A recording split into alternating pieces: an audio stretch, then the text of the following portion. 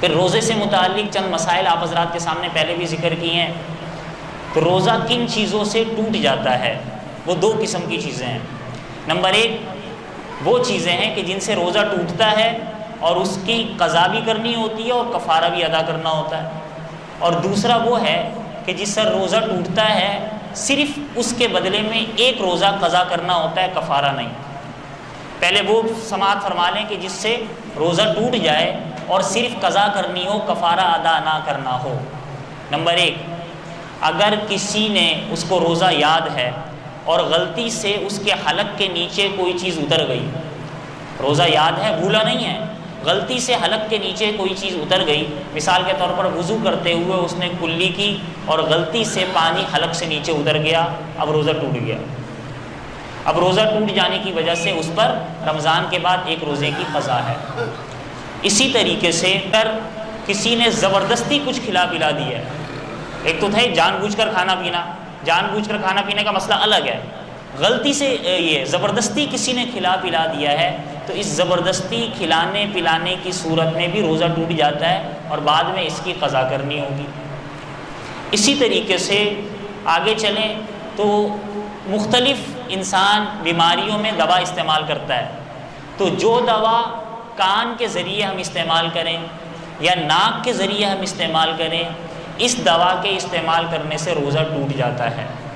اگر ہم دوا آنکھوں میں استعمال کریں، قطرے آنکھوں میں ڈالیں تو اس سے روزہ نہیں ٹوٹتا، لیکن اگر قطرے کان میں ڈالیں یا ناک میں ڈالیں تو چونکہ کان اور ناک کا ڈائریکٹ تعلق حلق اور پھر اس کے بعد پیٹ سے ہے، تو اس صورت میں روزہ ٹوٹ جاتا ہے۔ اچھا، بعض جگہ ہو سکتا ہے آپ کو یہ لکھا ہوا ملے، آپ یہ پڑھیں کہ کان میں دوائی ڈالنے سے روزہ نہیں ٹوٹتا، ہو سکتا ہے بعض جگہ آپ ملے، کیونکہ پچھلے دنوں ایک ساتھی نے مجھے یہ بات بھیجی اور اس نے پوچھا کہ کان میں دوائی ڈالنے سے روزہ ٹوٹتا ہے لیکن یہاں لکھا ہوا ہے روزہ نہیں ٹوٹتا۔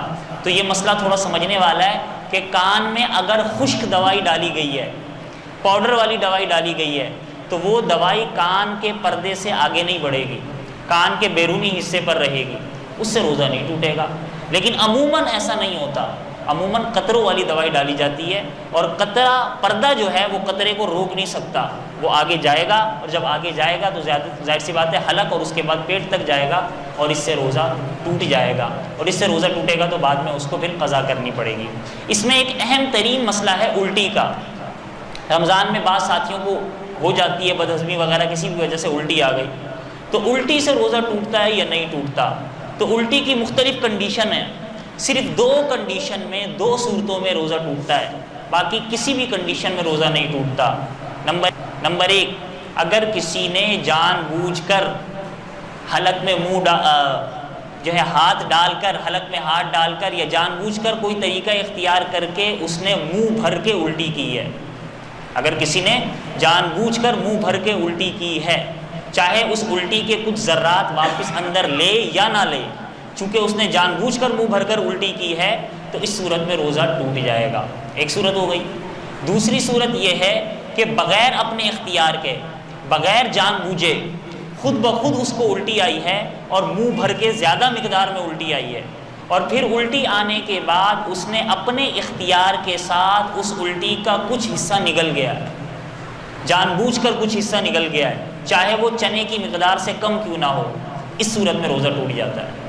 باقی صورتوں میں الٹی آئی، بغیر اختیار کے آئی، منہ بھر کے آئی، کوئی حصہ وہ نگلا نہیں، ساری الٹی باہر آ گئی، ان تمام صورتوں میں روزہ نہیں ٹوٹتا۔ صرف دو صورتیں میں نے بتا دی ہیں۔ نمبر ایک، دوبارہ سن لیں، نمبر ایک کہ الٹی اس نے جان بوجھ کر کی اور منہ بھر کر کی، اس سے روزہ ٹوٹتا ہے۔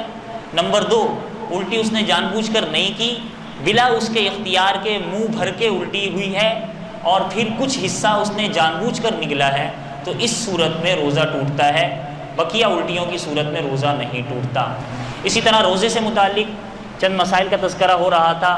گزشتہ کل ان مسائل کا ذکر کیا گیا تھا کہ جس سے روزہ ٹوٹ جاتا ہے لیکن اس روزے کی قضا لازم آتی ہے، کفارہ لازم نہیں آتا۔ بعض صورتیں ایسی ہیں کہ جس میں روزہ ٹوٹتا ہے اور ٹوٹنے کے بعد قضا بھی لازم آتی ہے اور کفارہ بھی لازم آتا ہے۔ وہ صورت کون سی ہے کہ کسی نے جان بوجھ کر روزہ توڑ دیا، کوئی بھی عذر نہیں ہے، ایسے ہی فالتو میں کوئی عذر نہیں ہے، شریعت نے اسے اجازت نہیں دی، اس نے روزہ رکھا تھا، کھا لیا پی لیا یا اس نے ازدواجی تعلق وغیرہ قائم کر لیا، تو اس صورت میں یہ جان بوجھ کر جو اس نے روزہ توڑا ہے اس روزے کی قضا تو کرے گا، لیکن اب اس پر جرمانہ بھی عائد ہوگا۔ وہ جرمانہ کیا ہے؟ کفارہ ادا کرے گا۔ اور ایک روزے کا کفارہ کیا ہے؟ ایک روزے کا کفارہ 2 مہینے کے لگاتار روزے رکھنا ہے، 60 دن پے در پہ روزے رکھنا ہے۔